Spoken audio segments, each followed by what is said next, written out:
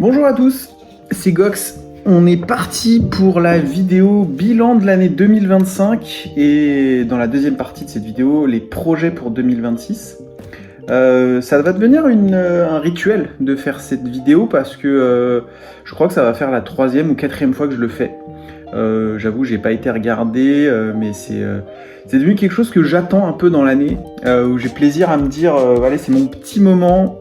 Où je vais revenir dans le passé de cette année, voir ce que j'ai réalisé et essayer de me projeter sur l'année qui vient, qui va arriver et me dire qu'est-ce que j'ai envie de réaliser, qu'est-ce qui me paraît faisable mais en même temps aussi un petit peu challenging. Et je trouve que c'est vraiment quelque chose, si vous aussi vous êtes dans un domaine créatif ou même pas forcément, si vous avez juste des projets personnels ou professionnels, je trouve que c'est bien de faire cet exercice. Ça permet vraiment de faire un bilan, hein, c'est tout bête, hein, c'est le titre de la vidéo, mais de faire ce bilan et de se projeter, je trouve ça assez motivant, surtout quand on revient en arrière, le fait que ça fasse la troisième année que je le fais, j'ai parfois plaisir à revenir regarder mes vidéos d'il y a maintenant 2 ans, 3 ans, et me dire ok, j'en étais là, j'avais ce projet, celui-ci je l'ai réalisé, celui-ci j'ai pas réalisé, ou celui-ci j'ai échoué, celui-ci à l'inverse ça a fonctionné, ou finalement j'avais le souhait de partir dans cette direction, et puis finalement j'étais plutôt dans celle-là. Je trouve ça assez intéressant et assez motivant pour la suite. Et on va dire que je bosse pas pour pouvoir réaliser cette vidéo tous les ans, mais c'est un espèce de petit bonus, un petit truc que du coup je me rends compte que j'aime bien faire. Donc cette introduction est beaucoup trop longue et je vous propose du coup de passer au bilan du coup de l'année 2025. Bon, cette année 2025, je vais d'abord commencer par mes projets perso. Sur mes projets perso, globalement, il y a eu 2 participations à des concours, dont un qui est actuellement en cours, mais qui se finit le 15 décembre. Donc au moment où je tourne la vidéo, il restera peut-être encore quelques jours. Moi, j'ai fini de participer. J'ai fait 3 participations que je vous rajouterai au montage, histoire que vous les voyez. C'était dans le thème des pirates, donc je me suis bien éclaté à essayer de faire vraiment un rendu très très cartoon, très assumé, notamment sur le perso de l'homme crabe, où vraiment où j'ai vraiment essayé de pousser le graphisme du perso dans un côté un peu dessin animé pop que j'aime beaucoup, où vraiment c'est ultra simplifié. En fait, le personnage est très simple, mais c'est un de mes persos préférés, que je trouve vraiment que j'ai réussi à aller à l'essentiel, et il n'y a pas de fioriture, donc je le trouve vraiment cool. Après, c'est une planche de character design, donc du coup il a pas de pose très dynamique, il est juste debout, et c'est plus son expression qui est rigolote, mais elle n'est pas particulièrement dynamique. Donc celui-ci, donc voilà, ça c'était un des concours. Il y en avait eu un plus tôt dans l'année où là j'avais moins de temps, je pensais même pas du tout participer, donc j'étais content d'en faire au moins une. Et là pour le coup, je la rajouterai au montage aussi. J'étais parti sur quelque chose avec un rendu beaucoup plus peinture. J'avais envie de me challenger sur ça. Donc au final, pareil, je pense qu'il y aurait moyen peut-être de la rendre plus je sais pas comment dire, plus intéressante graphiquement, parce que là c'est juste un personnage en fait avec une pose qui est sympa, qui est assez dynamique, avec un effet de perspective au niveau des mains, mais globalement autour il se passe rien, il n'y a pas de storytelling, donc le perso je le trouve cool. Je trouve que j'ai réussi à avoir un rendu qui était assez intéressant, où j'avais jamais réussi à aller jusqu'à ce niveau-là en termes de propreté de rendu, tout en gardant ce côté toujours un peu cartoon, donc je l'aime bien, mais du coup, je pense que j'aurais pu aller plus loin, surtout sur l'aspect storytelling. On comprend pas forcément au derrière pourquoi le paysage est comme ça. J'ai beaucoup itéré sur le rendu du ciel. Au dernier moment, j'ai changé, etc. Donc, je pense que c'est quelque chose qui aurait mérité peut-être plus de temps de réflexion et qui aurait mérité peut-être une itération de plus. Mais bon, à ce moment-là de l'année, j'avais pas beaucoup plus de temps. J'y viendrai après, mais plus sur les parties projet pro. Et après sur la partie perso, ça s'est essentiellement concentré sur des posts liés à Instagram. C'était un peu l'endroit où voilà, j'aimais bien de temps en temps poster soit des petits dessins, soit des petites BD. Et j'ai vu effectivement, je l'ai compris, je vous comprends. Ce que vous aimez, c'est les BD sur Instagram. J'ai bien vu que mes dessins, mes illustrations, mes croquis, c'est alors je fais pas l'amalgame entre ce que mes followers apprécient et ce que l'algorithme leur met devant les yeux. Je fais bien cette différence-là. Mais je me rends bien compte que les BD, ça plaît plus. Il y a le petit côté, petite histoire marrante. Souvent, j'essaie de trouver une chute un peu rigolote. J'en ai fait un peu plus cette année, il y a pas mal de petites pages, même des fois des petits strips jusqu'à 8 cases. Donc bon, j'ai vu que ça vous plaisait bien, c'est ce qui vous faisait le plus réagir, donc je pense que je continuerai à en faire. Surtout que là j'ai réussi à trouver un petit rendu juste à l'encre où je fais pas de croquis, donc en réalité ça me prend pas trop de temps, et avec la tablette j'arrive avec des dessins assez répétitifs en fait à faire des planches, une petite planche de BD en 1 heure, j'arrive à faire une planche. Sous condition que ce soit majoritairement du dialogue et qu'il n'y ait pas d'action, de scène de bagarre ou de trucs comme ça, quoi. Et ce qui m'a amené du coup sur ce rendu-là, c'est le fait que j'ai réussi à nouveau cette année à participer et à finir le Inktober 2025. Donc ça, je suis plutôt content parce qu'en plus c'est tombé à un moment de l'année, donc au mois d'octobre forcément c'est le Inktober, où j'étais pas excessivement disponible, hein. J'avais un voyage de 10 jours, enfin un peu moins de 10 jours à l'autre bout du monde, donc il a fallu que j'anticipe.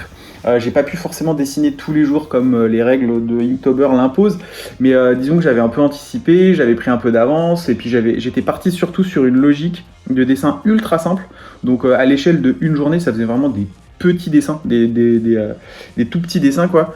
Mais par contre, à la fin, la planche, je la montrerai aussi au montage, et je trouve que elle a de la gueule, elle est sympa, et puis j'ai vraiment respecté le thème. Mis à part que je suis pas à l'encre, j'avais pas utilisé de stylo et j'étais pas en tradi, je suis vraiment resté sur la logique de Inktober, et j'aime bien la gueule de ma planche. Je trouve que même qu'à la fin, les derniers dessins, vu que j'avais gagné un peu en confiance, il y a certains dessins qui sont sacrément cool, et qui sortent un peu du petit dessin du début, donc voilà, ça aussi ça fait partie des choses que je suis content d'avoir réalisé cette année. À Inktober, c'est jamais anecdotique, hein. C'est pas facile à terminer, j'en ai fini que un. Enfin, du coup, ça fait mon deuxième, j'avais fini celui de 2023, mais je m'étais toujours un peu cassé les dents sur ce challenge, donc là, je suis plutôt content d'avoir réussi à le finir. Et voilà, pour les projets perso, on va pouvoir commencer à parler de la partie pro. Bon, pour la partie pro, avant de parler de Merlin, vous vous en doutez, enfin en tout cas pour ceux qui me suivent, vous savez que je vais forcément parler de Merlin et de ce jeu de société. J'ai eu une autre petite mission freelance en cours de l'année où j'ai bossé pour l'INRAE, donc c'est un institut de recherche qui avait besoin de visuels pour un jeu pour des étudiants. Bon, c'est des illustrations que je peux pas vous montrer, qui sont sous NDA, enfin qui sont pour le client, donc je les montre pas, mais c'était globalement des illus en rapport avec la science, tout en restant dans mon style un peu cartoon. Je me suis bien éclaté à faire à représenter des molécules, à représenter tout plein de dessins en rapport avec cette thématique-là. Donc ça m'a pris c'était une petite mission dans l'année qui m'a sorti un peu justement de Merlin et de mon univers très heroic fantasy, très fantasy, quoi. Et bien évidemment sur cette année 2025, ce qui m'a pris le plus de temps, ce qui m'a occupé le plus, c'est la fin de Merlin que j'avais commencé en fin d'année 2024. Donc ça m'a pris la majorité de mon année. J'ai fini les derniers plateaux au mois d'octobre. Puis j'ai continué par encore quelques petits visuels, mais là globalement le jeu, il est de mon point de vue, du point de vue des illustrations, il est complètement fini. Je vais vous faire popper quelques petites illustrations, dont notamment la couverture de la boîte, donc je suis très content. Parce que vraiment j'avais envie que ce soit quelque chose vraiment qu'on voit du bois, ce qui était aussi le cas pour les illus des cartes, mais je savais que graphiquement une illustration pour une carte qui fait globalement cette taille là, on peut pas rentrer dans un niveau de détail extrême parce que de toute façon le dessin à la fin il est petit, quoi. Même si sur l'écran, quand on le regarde sur un écran on peut zoomer, j'aurais pu mettre beaucoup de détails. À la fin, le but final de ces illus, c'est qu'elles soient sur des cartes qui font 6-7 cm. Et c'est au final une illustration qui fait 4 cm. Donc, j'avais pas de possibilité vraiment de pousser le niveau de détail. Il fallait que les cartes elles soient vraiment compréhensibles rapidement. Et du coup là sur l'illustration de la boîte, là j'avais moyen de vraiment de pousser les détails et d'aller sur quelque chose de beaucoup plus riche graphiquement. Et donc je suis assez content de ce rendu là. Je suis aussi content des plateaux, parce que les plateaux c'est pas forcément quelque chose sur lequel je bossais moi de mon côté. Faire des gobelins, faire des elfes, faire des orques, oui, ça représenter ces personnages là même pour mes projets perso, je le faisais déjà avant Merlin. donc j'avais de l'entraînement entre guillemets quoi.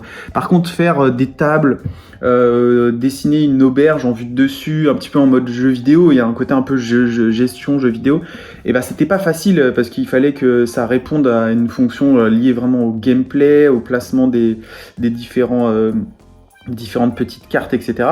Et ça, c'était pas évident. Et le fait du coup, ça a été une super expérience, que j'ai trouvé ça hyper sympa à faire. Et du coup, je suis aussi content de ce rendu-là. Donc, au final, je suis vraiment super content de ce projet. Et du coup, je pense que ça me fait aussi une très bonne transition pour mes projets 2026. Parce que globalement, sur 2025, sans aller dans d'autres plus petits détails, voilà, mon année s'est concentrée sur tout ce que je viens de vous décrire.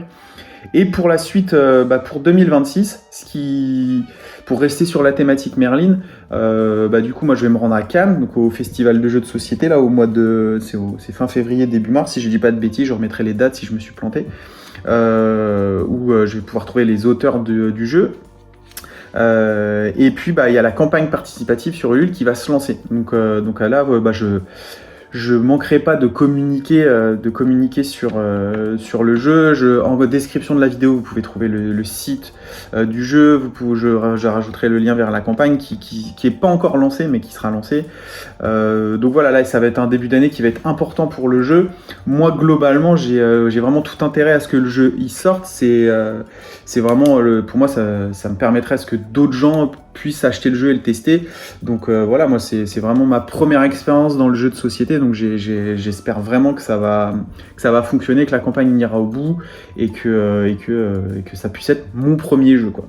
Donc voilà, après, j'en ai pas parlé, mais un des trucs aussi qui a été très plaisant, c'est j'ai pu quand même tester le jeu, parce qu'il y a des protos du jeu qui ont été réalisés avec mes illustrations.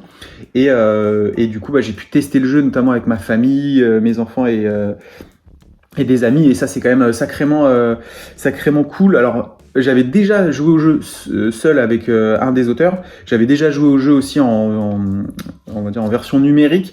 Là, le fait de jouer en vrai avec ma famille, c'était assez cool et j'étais assez fier de me dire quand je jouais ma fille avec les cartes sur lesquelles il y avait mes dessins, je trouvais ça vraiment trop cool, et j'espère que je pourrais réaliser d'autres jeux pour ressentir à nouveau ce truc-là, quoi. Et maintenant, j'ai hâte, c'est de pouvoir avoir la boîte chez moi, de pouvoir l'ouvrir, de pouvoir regarder les éléments, tous ces trucs-là que j'adore faire quand j'ai un nouveau jeu, et du coup pouvoir le faire avec un jeu que j'ai illustré et que je connais, etc. Je pense que ça va être encore plus kiffant, quoi. Donc tout ça arrive, c'est en début d'année. Les auteurs du jeu, Steve Hacker et Adrien Cotteret, sont au taquet sur ça. Donc c'est vraiment eux qui sont aux manettes. Je continue à me tenir au courant, et puis je manquerai pas de vous donner des news, majoritairement sur Instagram, je pense, mais peut-être aussi sur YouTube. C'est possible que je fasse une vidéo où je montre le jeu, etc. Parce que c'est pas tous les jours qu'on sort un jeu de société sur lequel on a fait les illustrations, quoi.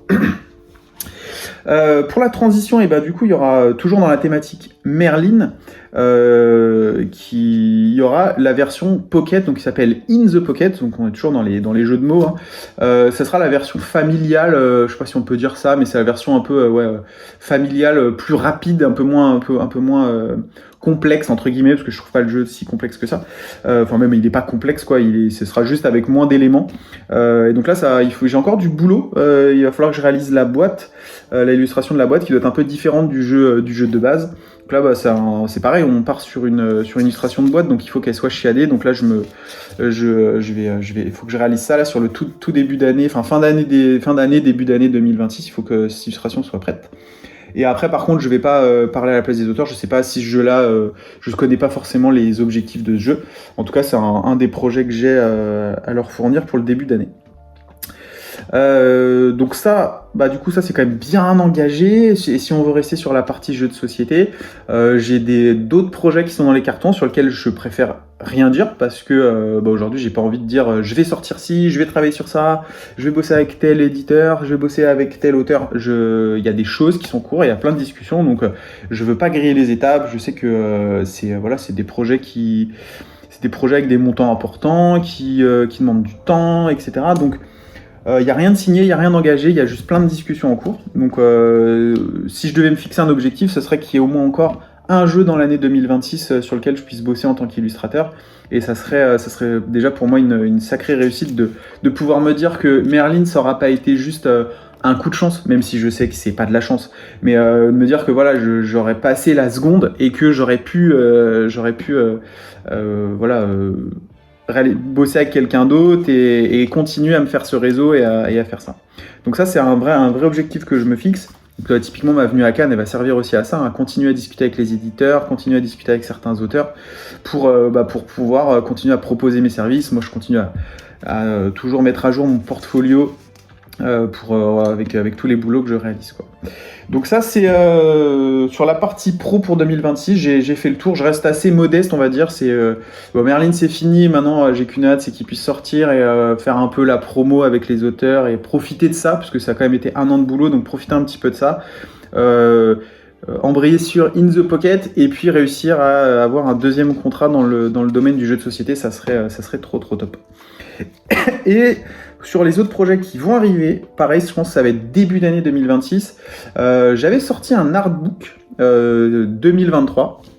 Et je vais refaire le même exo, sauf que sur 2024, j'avais été vraiment trop focus jeu de société et j'avais un peu arrêté tous ces dessins quotidiens. Et puis la dernière fois, j'ai fait le bilan et en fait, je me suis rendu compte que malgré tout, sur 2024 et sur 2025, ça me fait quand même une sacrée collection de dessins, croquis, portraits, études photos, etc. Et tout ça sans compter Merlin. C'est-à-dire que dans ce artbook, bien évidemment, je ne vais pas mettre les dessins de Merlin. Ils sont faits pour le jeu, je ne vais pas les publier sur un autre support. Donc là, je parle juste de mes dessins perso. Tout ça fait un petit bouquin de 150 pages. Donc là, la maquette est en cours. Je vais essayer de le peaufiner, je vais essayer de rendre le bouquin un peu plus ludique que ce que j'avais fait pour l'artbook 2023. Donc il y aura des commentaires, il y aura des explications sur mon process, sur comment je bosse, etc. Donc je suis en train de vous préparer ça, je suis en train de le finaliser, la maquette elle est prête, je connais le nombre de pages, je sais ce que je veux montrer, pas montrer, je sais un peu comment tout agencer. Ça sera pareil, moins chronologique que ce que était l'artbook 2023 qui était vraiment le résumé de mon année mois par mois. Là, cette fois-ci, il y aura une logique plus par thématique. Donc, il y aura peut-être comme mon style, il s'est un peu unifié, je trouvais que c'était moins intéressant de faire mois par mois pendant 2 ans, parce qu'il y allait avoir des redondances et parfois un côté un peu illogique entre une petite BD et un portrait. Là, j'ai vraiment essayé de tout regrouper, faire par thème, et ça me permet de plus facilement commenter tout ça et de mieux expliquer comment je bosse sur tel ou tel sujet. Donc ça, c'est vraiment dans les cartons. Je vais essayer, l'idéal, ce serait qu'en fait, j'arrive à finir ça sur la fin d'année, tout début d'année prochaine.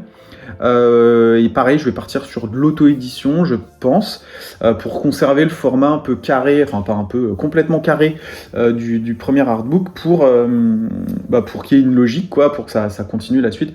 Je ne dis pas que je ferai ça tous les ans ou tous les 2 ans. Là, je me disais que c'était un moyen quand même de continuer à conserver un peu un souvenir de tous ces boulots qui, graphiquement, moi, me plaisent, mais qui sont un peu perdus dans des PSD ou dans des JPEG, dans des disques durs que personne ne voit. Là, j'ai plaisir à ce que, quand j'ai des potes ou de la famille qui vient dire, regarde, je fais ça, et puis, c'est un bouquin, ils le regardent, ils tournent les pages, et ça, je trouve que c'est vraiment cool. On retrouve le côté carnet à dessin papier qu'on peut avoir sur du tradi, et comme je fais des dessins qui ressemblent globalement un peu à du tradi, on dirait des crayonnés, on dirait un peu de la peinture, et du coup je trouve que c'est sympa d'avoir ce format là, quoi. Maintenant je vous en reparlerai, j'essaierai de faire un peu plus de com. J'en avais pas fait beaucoup pour mon premier artbook. À ce moment-là, c'était plus un gros kiff perso d'avoir mon bouquin. Donc l'idée, c'était pas forcément d'en parler plus que ça. Là, j'essaierai d'en parler un peu plus, que je pense qu'il y a quelque chose vis-à-vis de tous ces commentaires que je compte faire. Donc je manquerai pas de vous en parler. Et cette vidéo arrive à son terme. J'espère que ça vous aura plu. N'hésitez pas à me dire ce que vous en pensez. N'hésitez pas à me dire ce que vous avez kiffé dans cette année. N'hésitez pas aussi à me faire part de votre bilan propre, qu'est-ce qui a été, qu'est-ce qui n'a pas été, etc. Je serais intéressé d'en parler avec vous dans les commentaires. Je vous dis à plus, et je pense que ce sera la dernière vidéo de l'année, en tout cas dans ce format-là. C'est possible que je sorte quelques vidéos plus courtes en short, mais sur lesquelles vous verrez sans doute pas ma tête. Ce sera sans doute des dessins ou quoi. Ça sera donc j'en profite pour vous souhaiter une bonne fin d'année 2025. Et surtout, croyez en vos projets, donnez-vous les moyens d'y arriver. C'est important d'y croire et de jamais lâcher. Voilà, je vous dis à plus, c'était Gox.